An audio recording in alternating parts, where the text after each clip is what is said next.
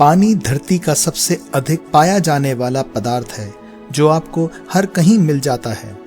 आप शायद ये सोचते हैं कि पानी किसी अन्य पदार्थ की तरह ही है, लेकिन ऐसा नहीं है। पानी की प्रवृत्ति बहुत अजीब है। ये किसी अन्य पदार्थ से बिल्कुल भिन्न है।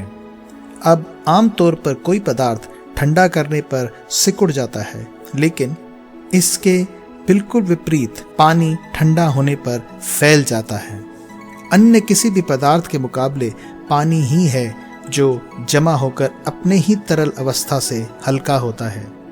ऐसा क्यों होता है, कोई नहीं जानता। ये एक राज है जो महान से महान वैज्ञानिक भी सुलझाने में असफल रहे हैं। अगर अब भी आपको इस बात पर विश्वास नहीं होता, तो आप पानी के बारे में एक और हैरान कर देने वाला सच सुनिए। क्या आप जानते हैं कि गर्म पानी ठंडे पानी के मुकाबले जल्दी जम जाता है? अगर आप एक ही समय गर्म पानी का ग्लास और ठंडे पानी का ग्लास फ्रीजर में रखेंगे, तो आप पाएंगे कि गर्म पानी जल्दी ठंडा होकर जम गया। इसे वैज्ञानिक पेम्बा इफेक्ट के नाम से भी जानते हैं। अब ऐसा क्यों होता है, ये विज्ञान के लिए एक राज है। जो हो चुका है वो भूतकाल है, जो आज हो रहा है वो वर्तमान काल है, और जो आगे घटित होगा वो भविष्य काल है। आप और हम शायद यही जानते हैं, लेकिन क्या आप जानते हैं कि वैज्ञानिक अपने समीकरणों में यानी इक्वेशंस और कैलकुलेशंस में टाइम को शामिल करते ही नहीं हैं, यानी उनके मुताबिक समय एक मिथ्या है।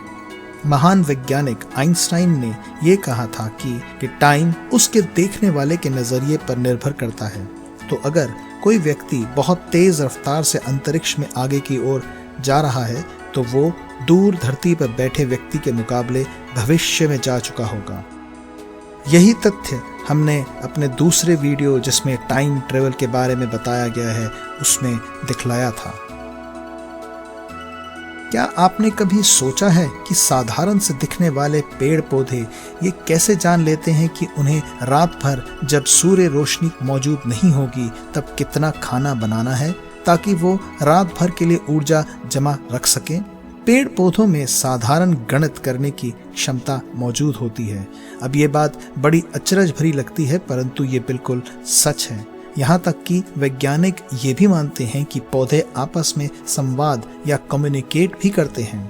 इंसान या पशुओं की तरह नहीं, बल्कि हवा में सुगंध या गंध छोड़कर। यही कारण है कि जब आप घास काटते हैं तो एक मधुर सी सुगंध हवा में फैल जाती है। वैज्ञानिकों के मुताबिक ये गंध आसपास के पौधों को आने वाले खतरे से आगाह करने के लिए होती है।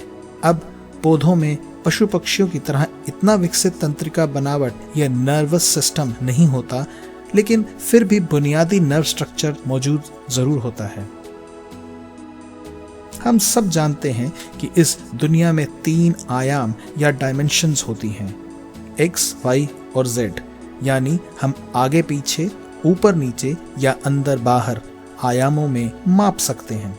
लेकिन क्या आप जानते हैं कि वैज्ञानिकों के मुताबिक हमारे आसपास 3 नहीं बल्कि 11 आयाम मौजूद हैं। अब कुछ वैज्ञानिक जैसे आइंस्टाइन समय को चौथा डायमेंशन भी मानते थे। हमारी सोच और तकनीक इतनी विकसित नहीं है कि हम इन सभी आयामों के बारे में जान सकें, लेकिन इसका मतलब ये नहीं है कि वो मौजूद नहीं हैं। अर्जेंटीन चींटियां इस पृथ्वी पर इंसानों के बाद शायद एक ऐसी प्रजाति है जिसने धरती के 3 महाद्वीपों पर अपना कब्जा किया हुआ है। इन तीनों महाद्वीपों में, जिसमें साउथ अमेरिका, यूरोप और एशिया आते हैं, ये चींटियां जेनेटिकली बिल्कुल एक जैसी हैं। यही नहीं बल्कि हजारों सालों से करोड़ों मील जुदा ये चींटियों की प्रजाति मूल रूप से बिल्कुल नहीं बदली है, जबकि जीवन का मूल सिद्धांत ही है कि अपने पैतृक वातावरण से बाहर रहने पर जीव तेजी से उस वातावरण के अनुसार बदल जाते हैं।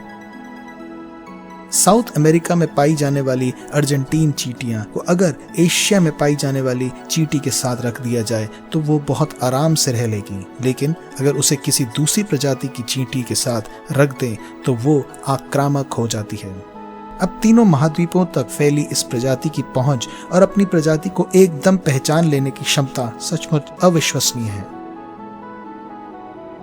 अगर आप धरती के सर्द प्रदेशों से भूमध्य रेखा की ओर जाएंगे तो आप पाएंगे कि भूमध्य रेखा के पास पहुंचते पहुंचते पशु पक्षी, पेड़ पौधे और यहाँ तक इंसानों की प्रजाति कई गुना बढ़ जाती है और भिन्न हो जाती है। आपको बता दें कि इस तथ्य का कोई भरोसेमंद जवाब नहीं है। क्या आप जानते हैं कि इस धरती पर ऐसे भी प्राणी हैं जो ऑक्सीजन के बिना रह सकते हैं?